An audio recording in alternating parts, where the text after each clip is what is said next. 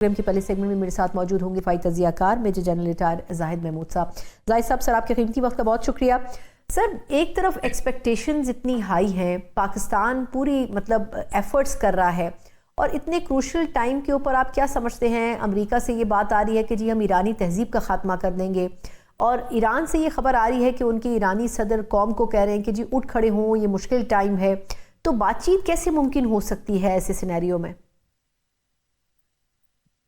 देखिए सना, बात इस तरह कि बातचीत तो किसी सिनारियो से भी वॉर का तो पूरा scenario itself is very dangerous जी। वॉर का तो सिनारियो ही इतना डेंजरस होता है कि उसमें से बातचीत का होना एक नामुमकिन से शुरू होता है। बट कोई भी दुनिया का ऐसा कॉन्फ्लिक्ट नहीं है जो एंड बातचीत पे ना हुआ हो। अब ये नेशंस ने डिसीजन करना है कि वो किस वक्त बातचीत को करना चाहते हैं। उनकी मिलिट्री एप्लीकेशन के बाद एक सर्टेन कंडीशंस उन्होंने मीट कर ली हैं या नहीं कर ली।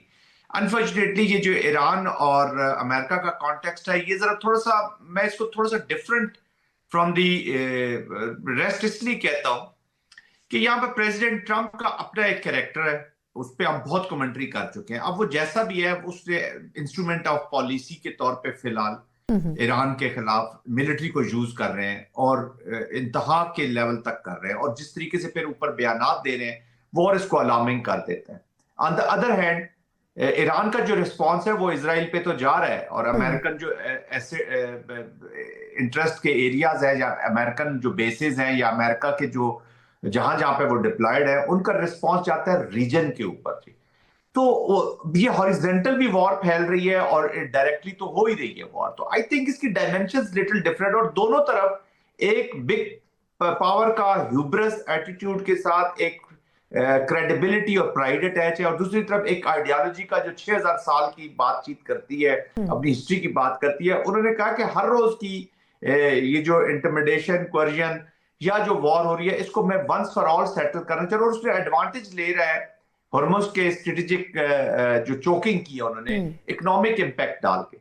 और दोनों एक्सट्रीम पोजीशन पे है, मैक्सिमल लेस पोजीशंस के ऊपर उन्होंने अपनी डिमांड्स दी, बातचीत की। और एग्जिट कार्ड या जो डिप्लोमेसी है, वो सिर्फ एक ही कार्ड अवेलेबल है, और वो Pakistan with along with the friends, वो वहां पर कोशिश कर रहा है। बाकी कोई इदारा, कोई मुल्क इस तरह की कोशिश नहीं कर रहा जो पाकिस्तान का। तो बड़ी क्रिटिकल कंडीशंस हुई हुई है। जिस तरीके से प्रेसिडेंट ट्रंप की अभी जो ट्वीट आई है, ये भी बहुत हार्श है, बड़ी अग्रेसिव है, और अपना ऊपर ही वो एक प्रेशर भी बिल्ड कर लेते हैं, ऐसा एक माहौल बना लेते हैं कि उनकी अपनी अभी जो क्रेडिबिलिटी है ना, वो स्टेक पे चली जाती है, और उसके बीच में फिर एक लूप भी छोड़ देते हैं। तो इससे अनप्रेडिक्टेबिलिटी बहुत अटैच है। But being a military analyst, ex military also, मैं इंटेंशंस पे रीडिंग बड़ी कम करूंगा, कैपेसिटी और कैपेबिलिटी देखूंगा।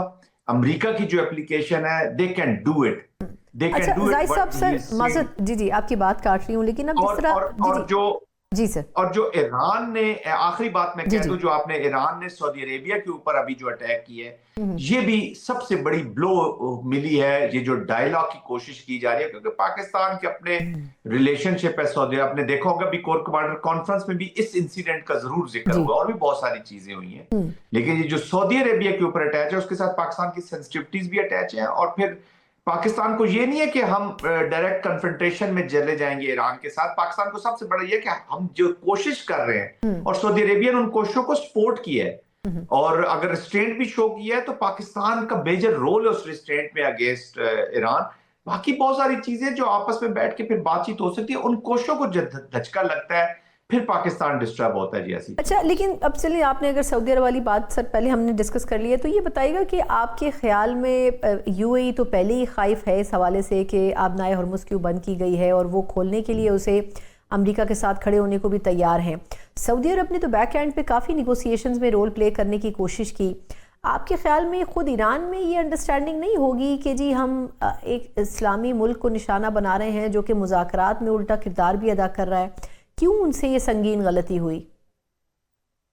मेरे ख्याल में दो चीजें हैं सना। एक तो मैं ये समझता हूं कि शायद द पॉलिटिकल कंट्रोल, जो ईरानियन पॉलिटिकल लीडरशिप है, वो थोड़ा सा वीक है जी। वीक है, या मे बी एब्सेंट भी हो।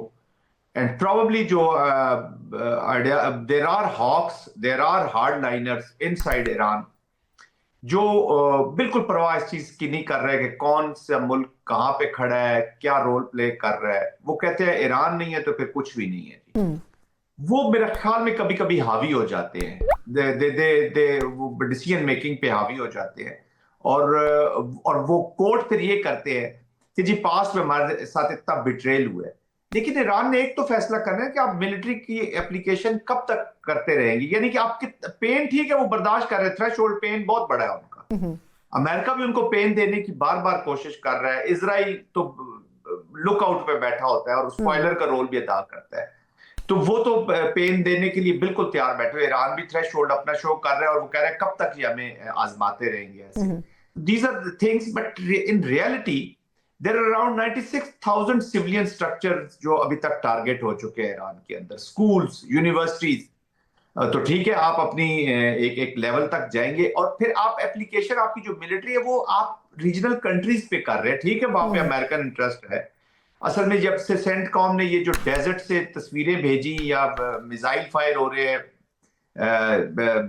डेजर्ट के बीच में, उसी एरिया के बीच पे, इन चीजों ने भी काफी फ्यूल डाला है जी। लेकिन एक चीज है ना हमें समझने की जरूरत है कि ये तो एग्जैक्टली उसी उसी लाइन पे जा रही है वॉर जो चाहत है इजराइल की।